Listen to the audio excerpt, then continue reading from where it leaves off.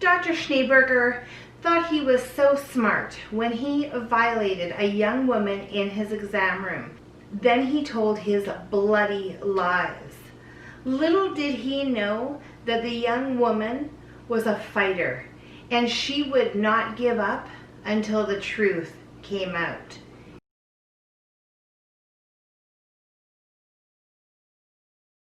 Hey, hi, and hello. Chris here. Welcome back to the channel. If you are new here, I discuss true crime stories. And if that is something that you're interested in and that you enjoy, please think about hitting that little subscribe button down below if you haven't already. I always appreciate it.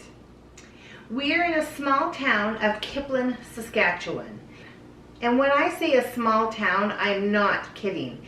There is only about 1,000 people there. It's a farming town, and seriously, there's probably more livestock there than people. Fun fact about Kipling: it is home to the largest paperclip in the world. Yeah, it is 15 feet 2 inches tall and 3 feet wide. It also weighs a little over 3,000 pounds, and it is made out of solid steel. This has nothing to do with the case that I'm about to talk about, but I just had to share that fact. Anyways, let's get into it. Back to the story.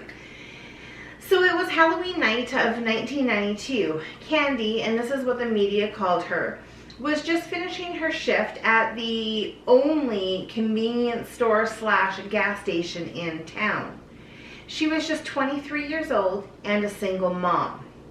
Her ex-boyfriend Danny, who she had just recently broken up with, had stopped by the station to come talk to her. They got into a huge argument, and Candy was extremely upset. Quote, "I was so mad at Danny, I felt like killing him," end quote. The argument left her frazzled. She was mad. She couldn't think straight. So she decided to drive over to Kipling Memorial Hospital to see her friend that worked there. Sometimes we just need a friend to BS with. Unfortunately, her friend was not working that night, but the nurse that was on duty could tell right away that Candy was extremely upset, and she suggested that she stay and speak to the doctor that was on duty, and that was Dr. Schneeberger. No worries, Candy thought. Dr. Schneeberger was not only a highly respected member of the community, he was also the same doctor that delivered her baby girl just earlier that year.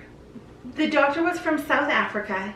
He was very educated and highly skilled, and the entire community actually felt so lucky to have such a fantastic doctor in a small town.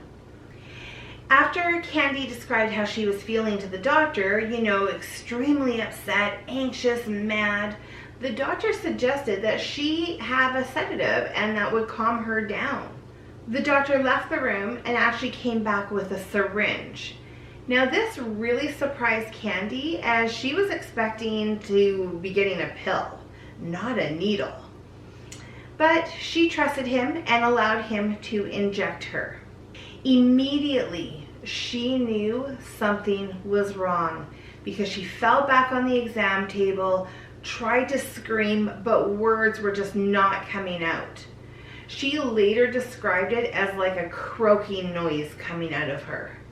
She couldn't move, and she couldn't talk, and she was only semi-conscious. But she was still aware of what was happening around her. She could feel her jeans being pulled down, and then she could feel that she was being violated. There was nothing she could do. It was some time later when Candy finally began to regain her movements and her speech. Because she was still lightheaded and a bit woozy, the nurse that was actually on duty told her to spend the night in the hospital just to be on the safe side. The next morning, fully awake and fully aware, she confronted Dr. Schneeberger and asked him, "What kind of drugs did you give me?" Now, that wasn't verbatim, but it was along those lines. His response to her, "Why? Did it give you crazy dreams?" Candy knew. She knew that she had been raped. So as she was getting dressed, she found an airtight plastic bag, kind of one like a Ziploc bag, put her panties inside, drove straight home, and told her parents. The next morning, Candy grabbed this plastic bag and drove 144 kilometers, which is about 90 miles, to a nearby city of Regina. Now remember, Kipling, the town she's from, was a very small town with only one hospital there, so she knew she had to go get this tested somewhere else. She found a clinic in Regina that was able to take the samples and perform a rape test. After doing a vaginal swab and taking samples from her panties and her jeans, the results came back. Candy was right. She had been raped. While she was at the clinic, Candy also asked if they could perform a blood test because she really wanted to know what the doctor had given her. Well, when the results came back from the blood test, she found that she had Versed in her system. What is Versed? Well, it is a sedative, but it's typically used to sedate someone having minor surgery, or it's also used as a pre-drug before inducing anesthesia. Candy went back to Kipling, immediately went to the police department and filed a formal complaint. Dr. Schneeberger was questioned on November 2nd, and acting pretty cocky about his innocence, he actually volunteered to give a blood sample. He wasn't worried, so blood was taken from his arm. Candy was in shock when the DNA test came back and it was not a match to her DNA in the rape kit. Shock doesn't even describe how she felt. She was convinced that somehow the DNA had been messed with or something had happened. She spent the entire next year back and forth with the police insisting that something was wrong and something had happened to her. Getting frustrated that this situation wasn't ending, Dr. Schneeberger again volunteered to take a second DNA test. Now this was done in August of 1993 by a registered nurse. And also, just to make sure there was nothing being tampered with, the police actually went there to watch the entire process. They watched as the needle went into the arm. They watched as the blood was extracted. They themselves took the vials of blood directly to the police station for analysis. Once again, the DNA sample from the doctor did not match the DNA on the panties. Candy was bewildered. She knew what happened, but none of this was making sense to her. By now, word got around in this tiny little town what was happening. And poor Candy, single mom, gas station clerk, she could not match up to this highly educated, well-respected doctor. And as I said earlier, this town felt so lucky to have a doctor like him. And nobody was believing Candy, and people were actually starting to think that she might be going after the doctor for maybe some financial gains. Maybe she possibly had, a crush on him, a romantic interest, and was trying to break up his marriage.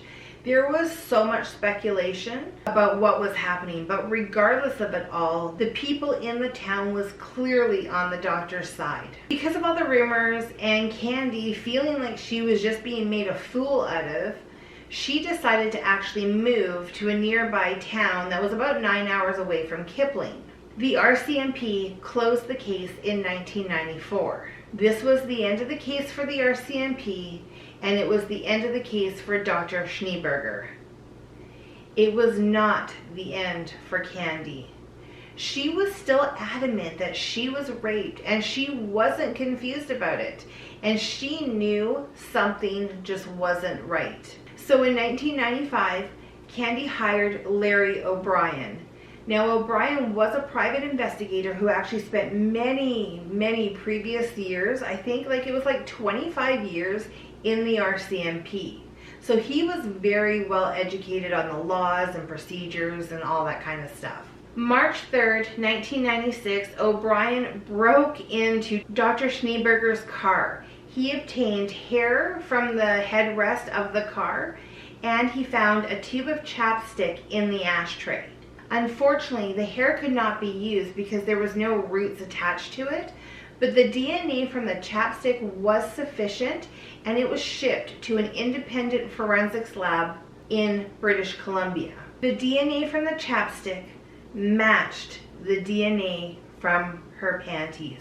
Candy had been right all along. She was thrilled. She went back to the Kipling PD, new evidence in hand, and demanded that they reopen the case.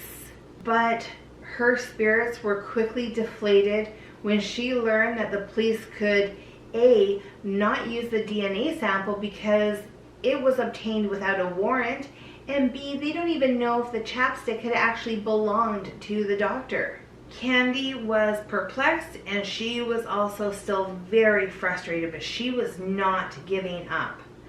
She decided that she would file a civil suit against the doctor. The doctor, with his cocky attitude, volunteered to have his blood taken a third time. With so much riding on this third DNA test, it was actually done in the police forensics lab. It was also recorded on video. Typically, they just need a little pinprick from the finger to get the blood, but the doctor claimed he had this really weird condition that causes him to bruise really easily and requested that he had the blood drawn from his arm again. Well, again, this was voluntary, so the police agreed to the request. Jean Roney, she was the technician taking the blood. She recalls that the vein in the doctor's arm appeared larger than one would expect, and she thought that was a little unusual. She also noticed that the blood coming out didn't really look fresh, and those were her words. And even though some things seemed a little off, they just continued on and started the testing on the blood that they actually had. It came back that there wasn't enough blood taken to begin with. The blood that they did get was too degraded for an accurate DNA test. Candy was so mad. Quote, "Oh my God, that's bullshit. That's our last chance and you guys screwed up again," end quote. Candy felt defeated. This case was pretty much at a standstill. But it was another very unfortunate situation that would bring this case to light again. 5 months later, on April 25th, 1997, Lisa, Dr. Schneeberger's wife, called the Kipling police station and accused her husband, the doctor, of drugging and raping her daughter, his stepdaughter. Evidently, the doctor had confided in her mother about being drugged and all the sexual abuse that she was experiencing. Lisa, the wife, searched the home and in Dr. Schneeberger's office found a box of condoms, drugs including Versed, and syringes. She immediately called the police. The doctor was arrested and the police ordered a fourth DNA test. But this time it was under a warrant and it was not voluntary. And to make sure all bases were covered, they took hair samples, they swabbed his mouth, and they took blood from his finger, not his arm this time. And wouldn't you know it, all samples taken matched the DNA that was taken from the chapstick, and the DNA also matched the semen that was on Candy's panties. Dr. Schneeberger was charged with multiple crimes. And I know you guys are all probably wondering by now, like, how did everybody take so much DNA? What did the doctor do so that he wouldn't get caught? I mean, other people were actually taking the samples. It was being video recorded. There was no way he could have swapped out the vials or anything without someone seeing. So how did he get away with this for so long? Well, during this trial, he took the stand and admitted that all 3 times that they drew blood, it was someone else's blood.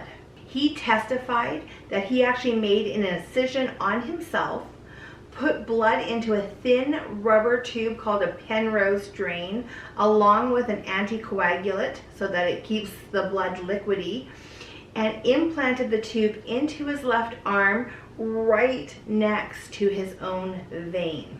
Well, that explains why he always wanted to use his arm and why the blood that the police technician took didn't look fresh. Turns out he had actually removed the tube after the second test and stored it in the fridge, but ended up replacing the tube later when he went in for the third testing. And of course, like so many others, it's not surprising that he claimed Candy was lying.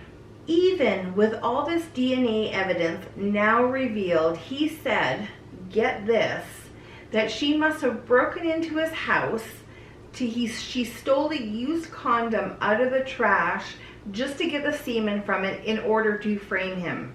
It didn't work.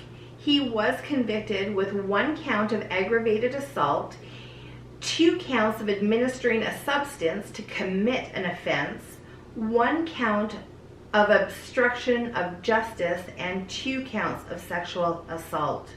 What is so terribly wrong is that the doctor was sentenced to only 6 years in a minimum security prison. John Schneeberger served only 4 out of his 6 years in Ferndale Prison, which is actually now known as Mission Institution. It's in BC. But Ferndale, at the time, it really wasn't much of a prison. It had residential style housing, it had a 9-hole golf course, and there was lots of room to hang around and mill about. When he was released, he lost his medical license, obviously, and his Canadian citizenship. He was actually deported back to South Africa.